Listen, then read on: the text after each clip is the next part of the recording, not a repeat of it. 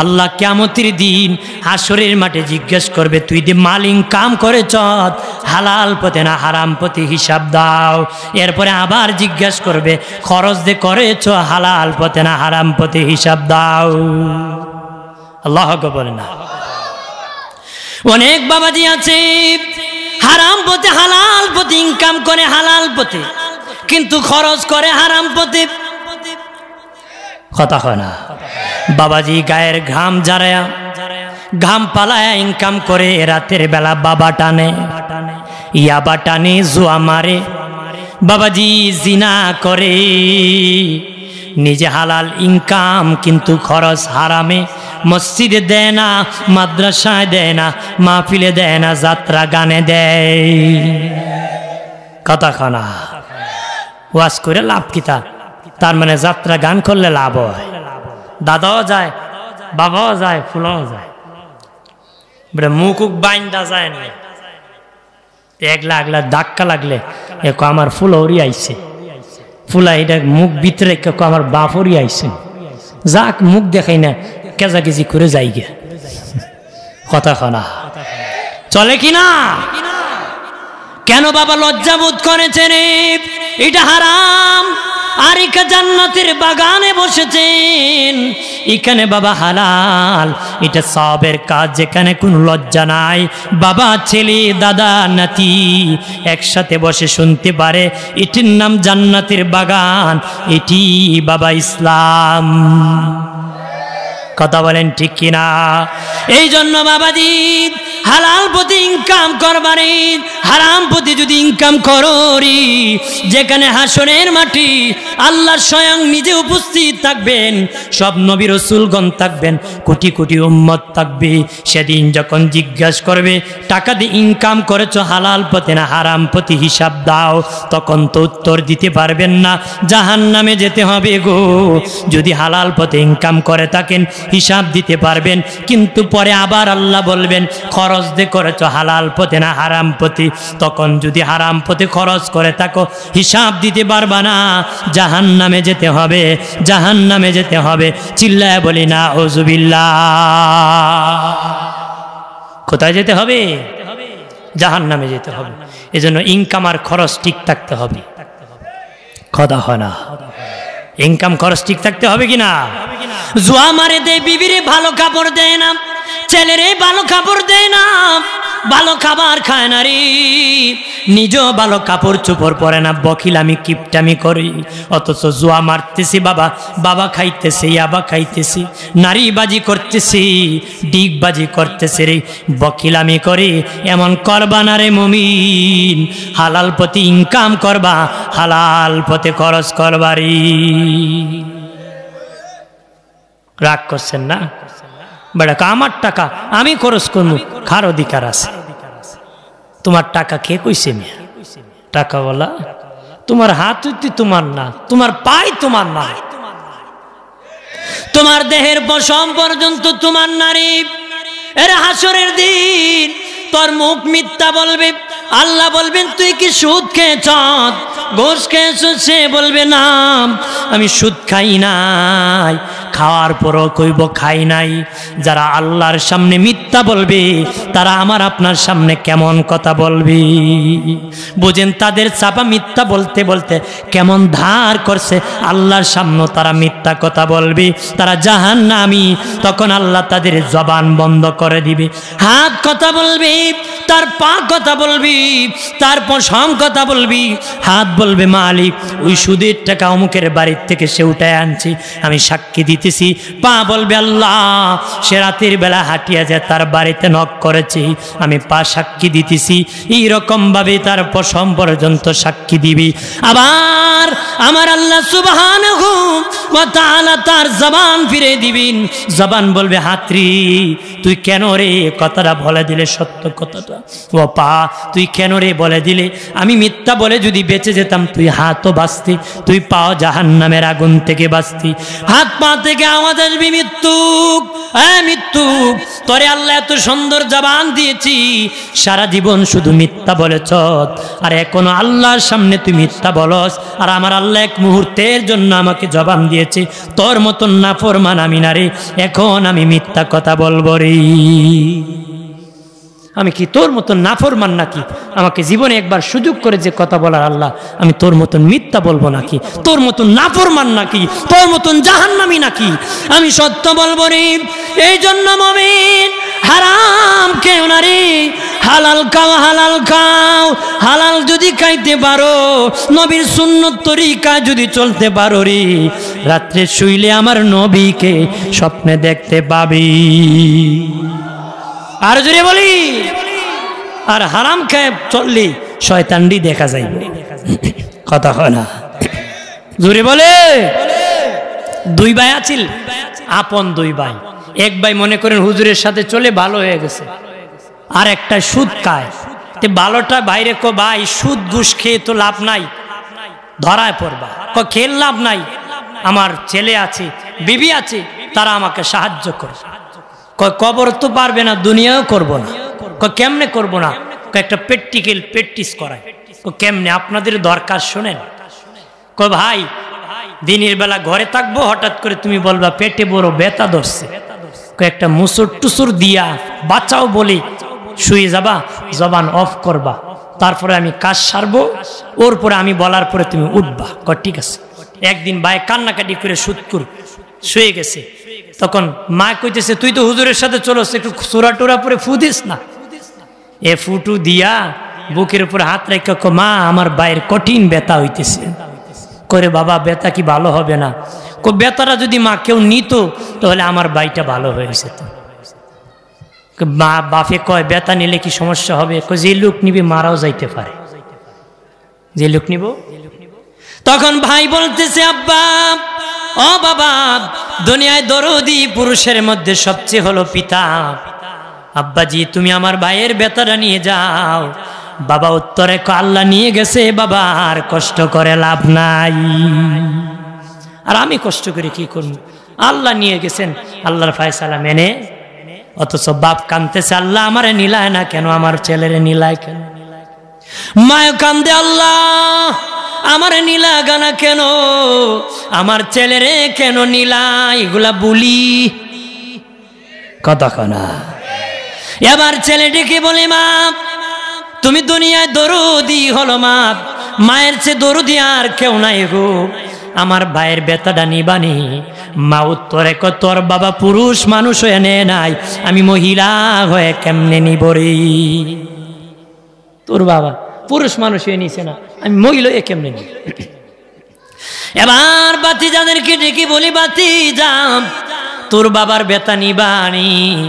কয় না চাচ্চু আমরা নিতে পারবো না। বাবিরে ডাক দিয়া কো বাবি কাঁদতেছে, আমার স্বামী মরে গেছে, সোনার জীবন বিফলে গেছে, কান্না করতেছে। দেওর ডেকে বলে বাবি সোনার জীবন চলে গেলে রূপার জীবন রাইকা লাভ কি? আমার ভাইয়ের ব্যথাটা একটু নিয়ে নাও না। কয় আমি কি তোমার বাড়ির বিয়ে হয়ে এসেছিলাম তোমার ভাইয়ের ব্যথা নেওয়ার জন্য নাকি? গোড়ার ডিম নিব আমি, কথা হয় না। মেয়েটি কয় এমনি সোনার জীবন গেছে গা, আবার রূপার জীবন শেষ করতাম, রাখতে পারি? হে মনে মনে কয় দমলে উঠলি তোর চুল মুঠে দৌড়ে আসছে, তুই বুঝি কস সোনার জীবন গেছি গিয়া। বাতিজারে কয়, এবার কয় আর সহ্য করতে পারি না, ব্যথা ছেড়ে দিতেছি। মা এক দরজা দিয়ে ফলাইছে, বাপ আরেক দরজা দিয়ে ফলাইছে, ছেলে ভাতিজা বউ ফলাইয়া গেছে। ভাই উঠো, এখন কেউ আছে?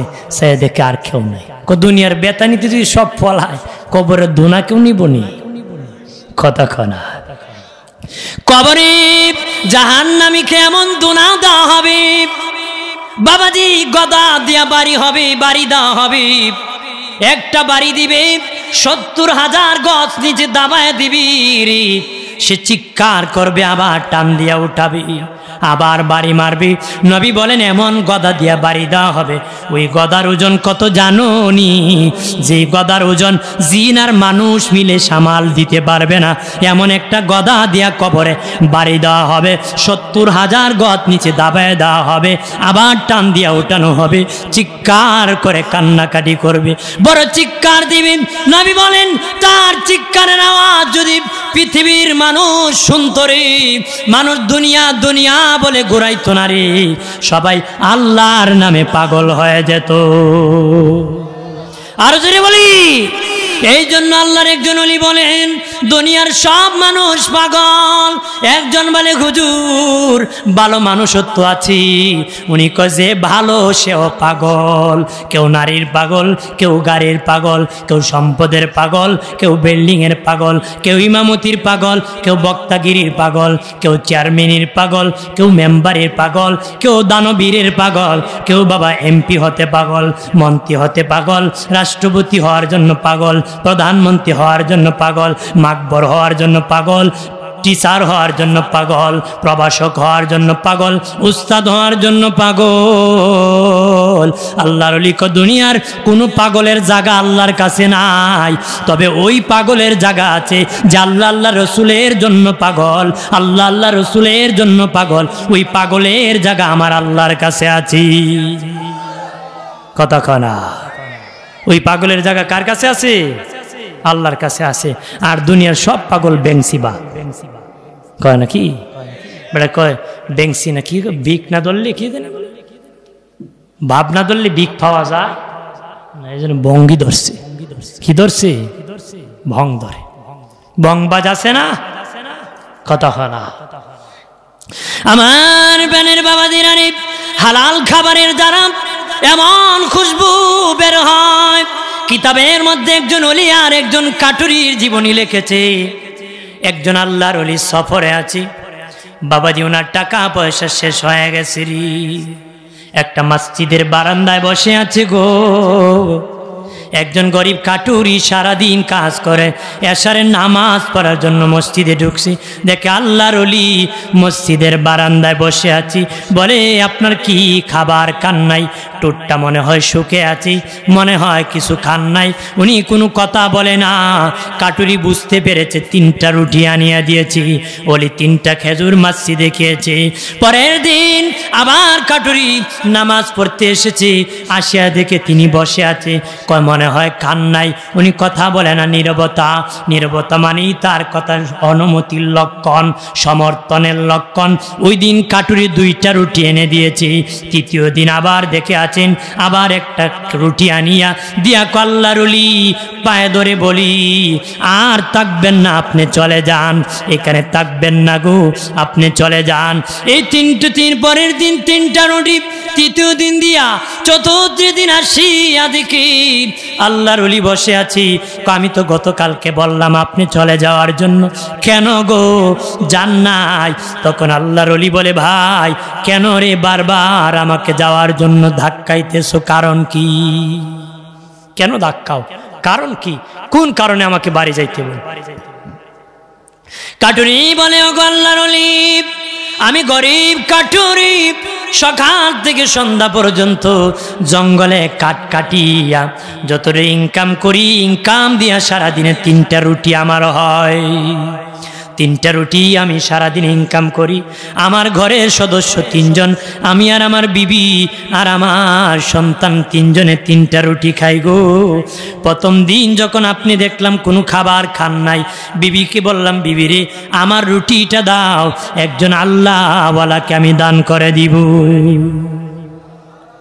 আপনি হইলে দিলেন নে, তুমি মরমে আমি খাইলি আগে, হতা হয় না। আরে কইলেন তোমার তো কিতা আছে আমার দিয়া যাও, হতা হয় না, হইল না নে বলে আপনি কিতা আনছুন দিয়া যায় না, আমি দিব না। আবার ভাইরা আমার খেয়াল করেন ভালো করে। এরপরে বলে হুজুর বিবি সাহেব বলে স্বামী তুমি শুধু একা সাফ করবা আর আমি করব না, হতে পারে না, আমার রুটিটা নিয়ে যাও। আমার সন্তান বলে, বাবা মা তোমরা দুজন নেকি করবা, আমি বাকি থাকবো, হতে পারে না, নিয়ে যাও। তোমার বিবি হলে বলবে আমি কেমনে জানি তুমি খাওয়াইবা কেমনে। আর তার বিবি সন্তান কয় দিয়ে দাও। ওগো আল্লাহর ওলি, প্রথম দিন আমরা তিনজন উপবাস হইয়া না খেয়ে ঘুমাইছি, আপনাকে 3টা রুটি দিয়েছি। দ্বিতীয় দিন ছেলে সন্তানকে শুনাই নাই, বিবিকে বলার সাথে সাথে দুজনের রুটিটা দিয়েছি। তৃতীয় দিন দেখি আমার বিবিও কাতর হয়ে গেছে, না শুনাইয়া আমার রুটিটা দিয়ে দিয়েছি।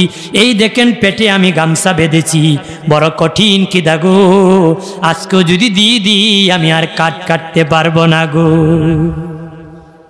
আজকে যদি দিয়ে দিই আমি আর জঙ্গলে কাটতে পারবো? আল্লাহর ওলি ডেকে বলে, কাটুরি রে, আমি কেন বসে আছি জানো নি?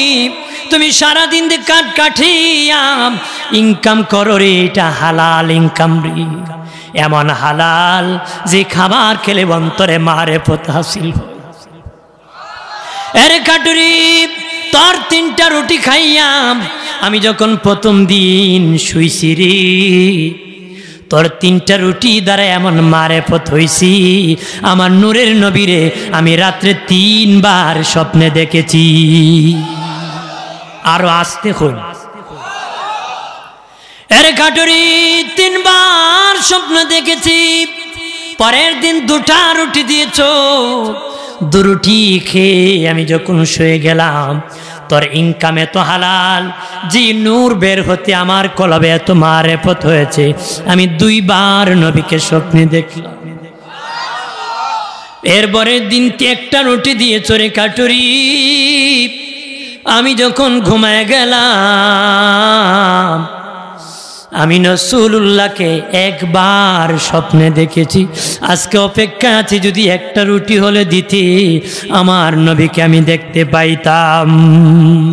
আমার আল্লাহর নবী সরওয়ারি, আমার মায়ার নবী কান্ডারি, দয়া কর আমি দয়ার ভিখারি, দয়া।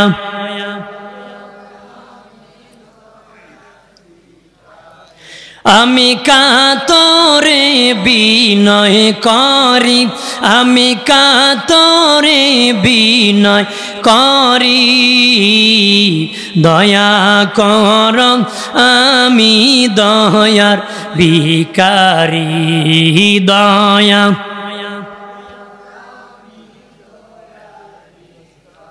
আমার আল্লাহর নবী সরওয়ারি, আমার মায়ার নবী কান্ডারি, দয়া কর আমি দয়ার ভিখারি, দয়া।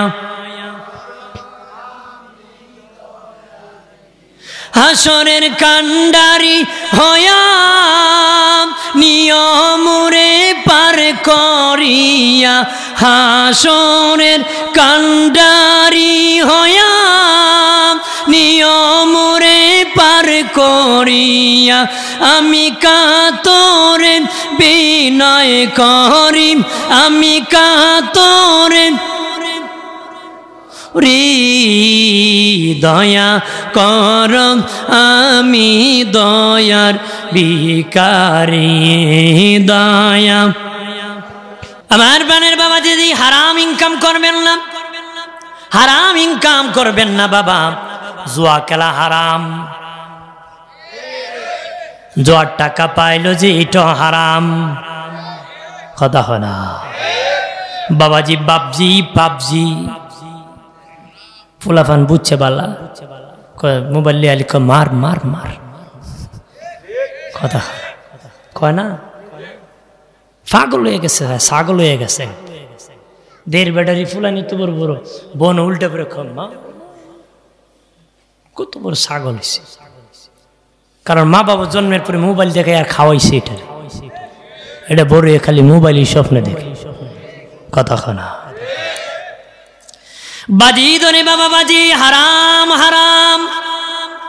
ও বাবাজি লটারি কাটা হারাম, লটারির মাল না হারাম, পেশাব যেমন হারাম লটারির মাল তেমন হারাম, পায়খানা যেমন হারাম লটারি যে সাইকেল পাইছেন, টাকা পাইছেন, টিভি পাইছেন, এটাও তেমন পায়খানার মতন হারাম। একদিন আমারে কয়, হুজুর আমিও খুশি হইয়া কাটছি, ও খুশি হইয়া দিছে, হারাম কে রইতো? প্রশ্ন জাগে না? ও খুশি হয়ে দিছে, আমি খুশি হয়ে কাটছি। কে বলে ভাগ্য নাই? ভাগ্য ছাড়া মানুষ নাই। কত বড় নাফরমান, আল্লাহর উপর বিশ্বাস করে না, 10 টাকা দেয়া ভাগ্য পরীক্ষা করে। কতক্ষণা জানিয়া রাখো রে মুমিন, 2 জিনিস একত্রে বেচা কেনা হালাল হয়। 2 জিনিস একসাথে থাকতে হবে, একটা থাকলে হবে না, 2টা একসাথে থাকতে হবে। লটারি যিনি কাটে বাবা, লটারি যে দেয় ও ভয়ে খুশি হয়, একটা আছে বাবা কিন্তু লেনদেন অবৈধ, এই জন্য লটারি কাটা হারাম। যদিও 2 জন খুশি আছে কিন্তু লেনদেনটা অবৈধ, এই জন্য লটারি কাটা হারাম। লটারির অনুষ্ঠানে যাওয়া হারাম, লটারি সমর্থন করা হারাম। কবিরা গুনাহ, কবিরা গুনাহ। একটা কবিরা গুনার জন্য 7000 বছর জাহান্নামের আগুনে থাকতে হবে। আর হলো বাবাজি নারী, বেচা কিনা হালাল হয় 2 জিনিসে। আপনি বাজার থেকে ধান কিনবেন, সবজি কিনবেন, একটা মাছ কিনবেন, মাছ বিক্রেতা বলেছে আমারটা 1000 টাকা দিতে হবে, আপনি গায়ের জুড়ে 900 টাকা জোর করে দিয়ে আসছেন, এটা হালাল হবে না। যদিও টাকা বৈধ লেনদেন, কিন্তু 2 জন একমত হয় নাই, যিনি বিক্রি করবে উনি মত পোষণ করে নাই, এই জন্য সেটা হারাম হয়ে যাবে। এই জন্য কি হবে, আমরা দেশে আছে না গায়ের জুড়ে দিলা রাখ বেটা রাখ, আপনি 900 টাকা দিতে পারছেন, 50 টাকার জন্য মাল হারাম করে ফেলে। আপনি বলবেন ভাই 50 টাকা যদি দেওয়া লাগে আমি দিব, তুমি দাবি আছে কিনা জিজ্ঞাসা করবেন, যদি বলে না দাবি আছে দিয়ে দাবি পূরণ করবেন, সামর্থ্য না থাকলে মাল ফেরত দিবেন। না কি কর না কোন দিমুনে আইস জায়গা কথা হয় না। হাসরের ময়দানে কত মানুষ কোটিপতির ছেলের, কত রিস্কাওয়ালার পাছনে ঘুরতে হবে হাসরের মাটি। কত কোটিপতির ছেলে বাদামওয়ালার পিছে ধরতে হবে, কত কোটিপতির ছেলে আঙ্গুরওয়ালার পাছনে ধরতে হবে, বড়ইওয়ালার পিছনে ধরতে হবে, বুটওয়ালার পিছনে ধরতে হবে, বাদামওয়ালার পিছনে ধরতে হবে রে। কত বাদাম টেস্ট করতে খাইছে, দাম দেয় নাই। কত আঙ্গুর বাবা মিষ্টি নেই মিষ্টি, 4 দোকান থেকে 250 গ্রাম খায়, আর তো কিনাই লাগতো না রে। কথা হয় না? এটা হারাম না হালাল? হালাল না হারাম? না জানি রে। ওই কোটিপতির কপাল পুড়ে গেল সেদিন, ওই দিন যেদিন ওই লোকের পাছনে ধরেও জান বাঁচানো যাবে না, আমল দিতে হবে, নেকি দিতে হবে।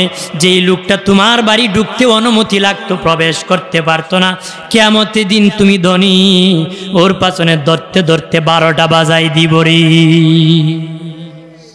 এই জন্য চামড়ার মুখ বেরিক নাই, যা পায় তাই খায়। কথা কয় না? খাইলি খালি খায়েন না, টেস্ট করতে বলবেন, এটা ওজনে আনো, দাম নেও। এত টাকা খরচ করলা, বাদাম খায় 5টা, এরপরে আবার নে, আবার খাবলা দিয়া খায়। কথা কন ঠিক কিনা? এটা হিসাব দিতে হইব কিনা? জানিয়া না করি ও বাবাজি, এরকম যারা করো হারাম, তাদের ইবাদত কবুল হবে না।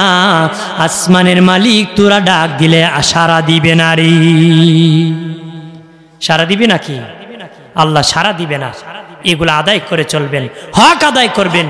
আর যারা বিক্রি করেন তারাও বলবেন, যদি কেউ খায় আমি তাকে দান হিসাবে, মেহমানদারি হিসাবে, তাহলে ওরাও বেঁচে যাবে, তুমি হাসরের দিন সওয়াব পাবো। কথা বলেন ঠিক কিনা? সওয়াব পাবো না? সওয়াব পাবেন। এরকম হলে চালাও, আর নতুবা স্পষ্ট করে বলবা আমার দাবি আছে, মূল্য দাও। বিক্রি করার জন্য চুপ থাকে, হাসরের দিন ফাঁস লাগাই দিবা। কথা বলেন না?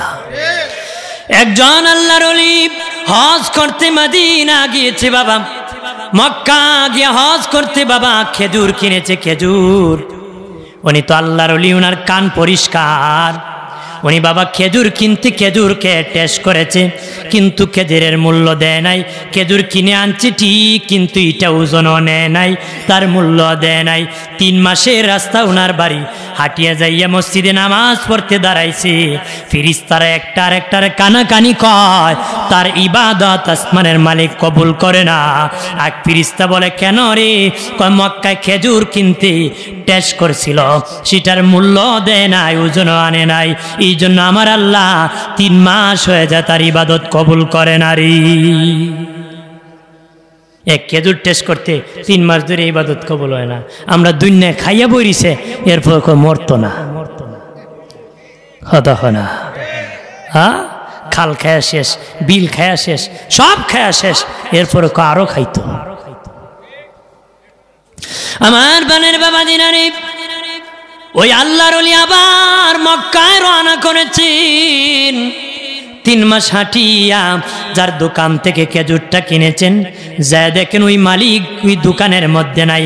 একটা যুবক ছেলে দোকানের মধ্যে বসে আছে। ও যুবক, আগের যে মালিক ছিলেন বিদ্যা, উনি কোথায়? আমি হলাম ওনার সন্তান, আমার আব্বা ইন্তেকাল হয়ে গেছে, আমি এখন এই দোকানের মালিক। আল্লাহু আকবার বলেন না। একটা না, 2টা খেজুর খেয়েছিল। কয়টা? 2টা। তখন ওই হাজী সাহেব বললেন, আল্লাহর ওলি বললেন, আরে যুবক, হজের মৌসুমে তোর বাবার দোকান থেকে আমি খেজুর কিনেছিলাম, 2টা খেজুর টেস্ট করেছিলাম 2 রকমের, আমি সেটার ওজন আনি নাই, মূল্য দেই নাই। আমি আজকে এটার ওজন আর মূল্য দেওয়ার জন্য 3 মাসের রাস্তা হাঁটিয়ে আমি এসেছি। আরো জোরে আপনি হইলে কইলেন নেওয়া যাই মনে খেজুরের লাগে, এ যেটা করে করবো না আসলে দি কথা হয় না, দেখবো না কি তা নে হইল না নে। ওই ছেলেকে বললেন, বাবারে 2টা খেজুরের ক্ষমা নিতে এসেছি। যুবক বলে, গো আল্লাহর ওলি, আমরা 2 ভাই, আমার বাবা ইন্তেকালের পরে সম্পদ 2 ভাগ করেছি।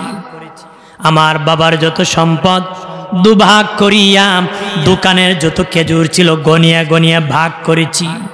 আপনি যদি 2টা খেয়ে থাকেন, একটার মালিক আমি আর একটার মালিক আমার ভাই, আমি আমার একটা মাফ করে দিছি।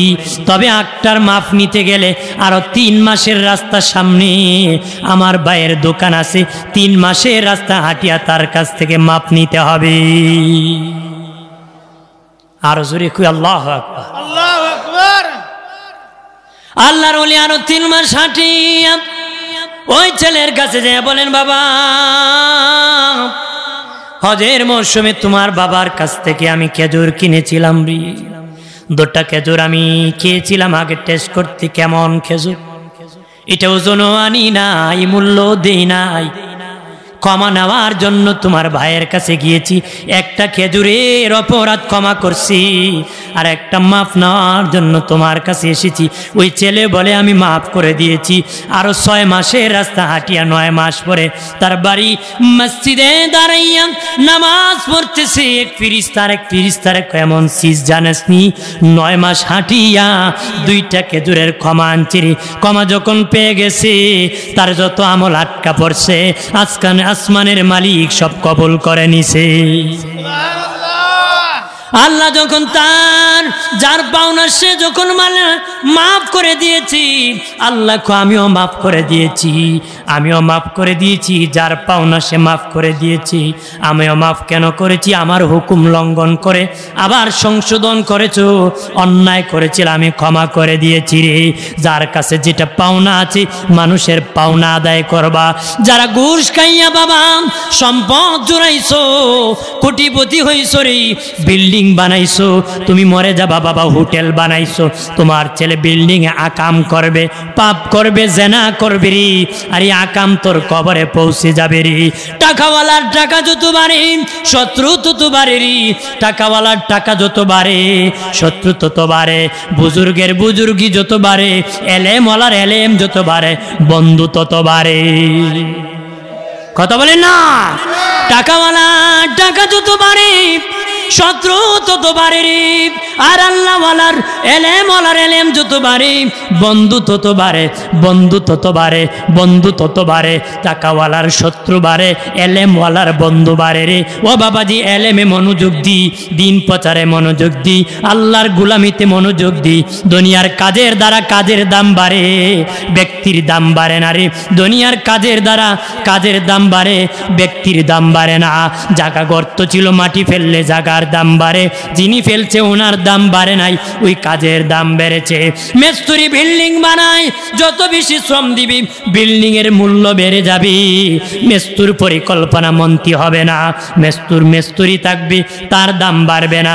মুসি সাহেব জুতা বানায়, যত বেশি শ্রম দিবে জুতার দাম বাড়বে। মিস্ত্রি বাবা মুসিকে কেউ চেয়ারম্যান বানাবে না, মুসিকে আরো জুতা বেশি করে বানানোর কথা বলবে। মুসি থাকবে, কিন্তু তার কাজের দাম বেড়ে যাবে। দুনিয়ার কাজের দ্বারা কাজের দাম বাড়ে, তবে একটা কাজ আছে যে কাজের দ্বারা ব্যক্তির দাম বাড়ে। এটা আল্লাহর গুলামি, ইবাদত। যে যত বেশি করবে, আল্লাহর হুকুম যে বেশি পালন করবে, তার দাম আল্লাহর কাছে বেড়ে যাবে।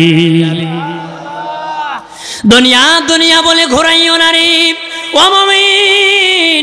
দুনিয়ায় মানুষ যখন খেলা করে রে, খেলা করে রে পারি বাঁশি বাজায় দে, পার্সি শুরু হয়ে যায়, কে গোল দিবে কে জিতে যাবে। সময় যখন শেষ হয়ে যায়, রেফারি বাঁশি বাজায় দে, সময় নাই।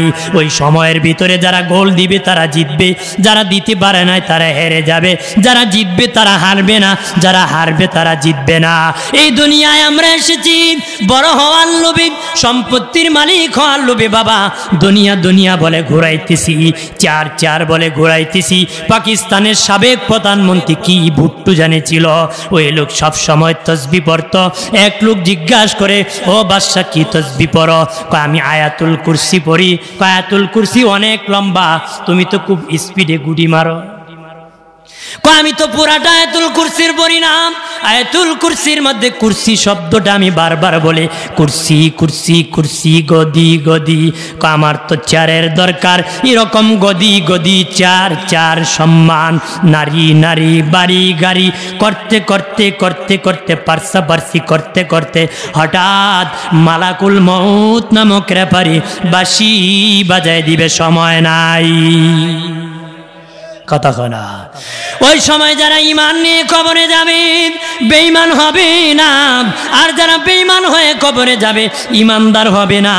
যে আমল নিয়ে কবরে যাবে সে বেআমলদার হবে না, যে বেআমলদার হয়ে কবরে যাবে সে কোনোদিন আমলদার হবে না রে। ও বাবাজি, হারাম ইনকাম ছেড়ে দাও, হালাল ইনকামে এগিয়ে যাও, হারাম ইনকাম করিও না।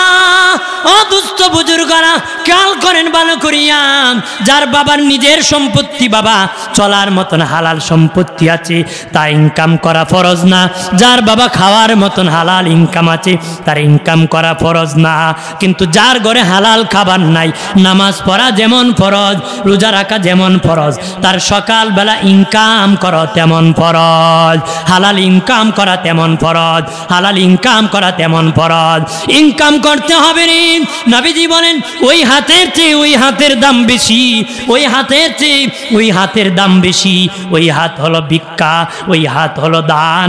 তুমি ইনকাম করলে দান করতে পারবে, হাতের দাম বেড়ে যাবে রে, হাতের দাম বেড়ে যাবে, ইজ্জত বেড়ে যাবে। যেন ইনকাম করবেন, হালাল ইনকাম করবেন বাবাজি, আল্লাহ বরকত দিবে রে, বরকত দিবে রে। এই জন্য বাবাজি হালাল ইনকামে তোমরা এগিয়ে যাবা। দুনিয়ার মানুষ পরিষ্কারের পাগল, যত বেশি পরিষ্কার তত বেশি দাম। কেরাসিন আছে, অকটেল আছে, পেট্রোল আছে, ককটেল আছে, বাবা আরো কত নাম আছে। অর্থাৎ একটার থেকে আর একটার দাম বেশি, একটার থেকে আর একটার দাম কেন বেশি?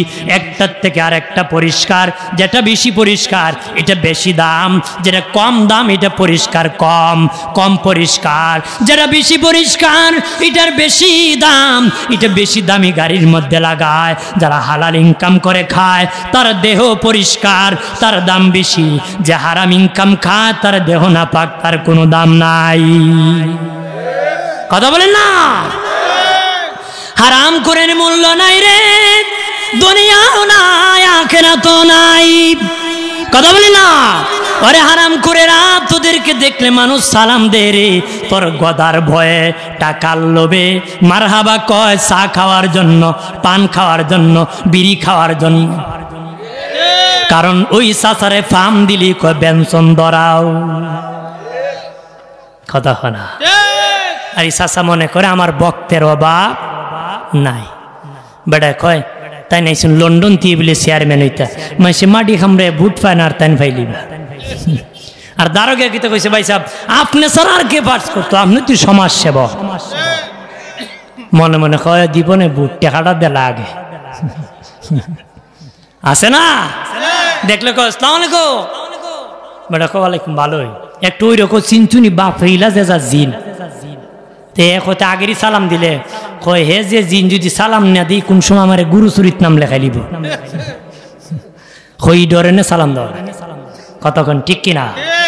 আমি বলে দিই বাবাজি, যাদের সামর্থ্য আছে জানাজার মাঠে যখন জানাজা হয় আমাদের দেশের লোকেরা দাঁড়ায় কয় তিনি কেমন ছিলেন, কেমন কেমন কয়নি, আপনাদের লেখা কয়নি, হয় না কেমন আসতো তাই ভালোই ভালোই ভালো। সুরের জানাজাত গেও হয় বালা, সুদ করে জানাজাত গেও হয়, ঘুষ করে জানাজাত গেও হয়। আমার বাবা কেমন ছিলেন, বাপ ছিল ঘুষখোর, ছেলে কেমন ছিল, মানুষ এক বাক্যে ভালো ছিল। আল্লাহ কয় তুই মিথ্যাবাদী, তুই মিথ্যা কথা কইছ, তোরে জাহান্নাম দিব। সুদ করে জানাজাত গে বালা কস কেন বেটা, যদি শক্তি থাকে সাহস থাকে আওয়াজ করে বলবো তুই সুদ করছিল। সবাই কইলে দোনা খাইবেন, যে বেটার ক্ষমতা আছে হেরে আমি কই কইবে, রাজি আছে? যার পাওয়ার আছে কেউ কিছু করতে পারবে না, এমন যদি কেউ নেতা থাকেন, বীর পুরুষ থাকেন, কোন সুদ করে জানা যায় যে কেউ কেমন ছিল, কবে সুদ করেছে, দেখবেন যতলা সুদ করে জানা যায় আসিল সবার কান খারি যাইব। ওই দিন তুই সব বাদ দেখবো তোমরা মাফ করে দিছি, আমার আর দেওয়ান লাগতো না, কথা হয় না। কারণ জানিয়া না করে মুমিন, সত্য বললে নাজাত, চুপ থাকলে নাজাত, মিথ্যা বললে জাহান্নামে যেতে হবে রে। সত্য বললে নাজাত, চুপ থাকলেও নাজাত, মিথ্যা বললে জাহান্নামে যেতে হবে। একজন নাফরমানের জানা যায়, নেককার বললে মিথ্যা হবে। তুমি মিথ্যা কথা বলার কারণে, মিথ্যা সাক্ষী দেওয়ার কারণে জাহান্নামে যেতে হবে। ক্ষমতা না থাকলে চুপ থাকবা, সাহস থাকলে আওয়াজ করবা, দেখবা সমাজ থেকে এই খারাপ লোক চলে যাবে। কথা বলেন ঠিক কিনা? সুদ রন্ধে রন্ধে ঘুষ ভরে গেছে, আগাছার মতন চলতেছে, ব্যাংকে টাকা রাইখা খাইতেছে, কই ইন্টারেস্ট, সুদ না, কি কয় ইন্টারেস্ট। আগে গেছিল টাট্টি যাইতো, লেফটিনও যাইতো, বাথরুমও যাইতো, ওয়াশরুমও যাইতো। আপনার এটা কি 6টা না একটু একটু ইডে একটু উইডো একটা, কথা হয় না, ধরে বলেন না। আর নাম পাল্টাইছে কি, ওই যে মানুষকে উগার তোলে বইদা, ডিম, এন্ডা, মামলেট, হ্যাঁ মূলত একটু নাম কয়েকটা করছে। ইন্টারেস্ট খায় বেটা, আমি সুদ খাই না, ডিজিটাল পন্ডিত, কথা কয় না।